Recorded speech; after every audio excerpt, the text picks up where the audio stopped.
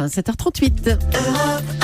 Thomas Soto. Allez, c'est la politique avec Antonin André. Bonjour Antonin. Bonjour Thomas. Ce matin, la dynamique Jean-Luc Mélenchon. Ses adversaires en ont fait leur cible commune.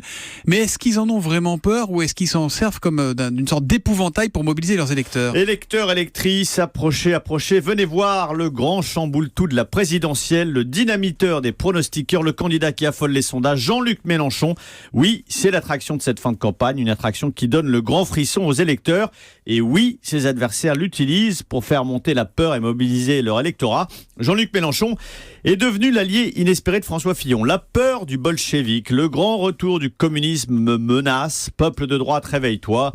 Remobilise-toi derrière François Fillon. Jean-Luc Mélenchon, allié inespéré d'Emmanuel Macron.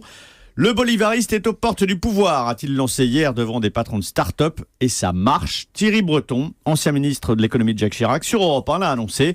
Face au risque d'un second tour, Mélenchon, Le Pen, il appelle à voter Macron. Alors on voit bien le calcul d'Emmanuel Macron et de François Fillon, mais en mettant Mélenchon au cœur de la campagne, est-ce qu'il n'y a pas aussi le risque de le faire grimper finalement ? Exactement, c'est exactement le danger. Mettre Jean-Luc Mélenchon au centre du jeu, ça revient en fait à crédibiliser sa candidature, à en faire le candidat de l'antisystème, l'alternative au candidat entre guillemets raisonnable, libéraux sur le plan économique, européen. Jean-Luc Mélenchon ambitionne en fait de dégager Marine Le Pen sur ce créneau pour lui se qualifier au second tour. Et dans les études d'opinion, on le voit d'ailleurs, le champion du renouveau de l'antisystème, c'est Jean-Luc Mélenchon.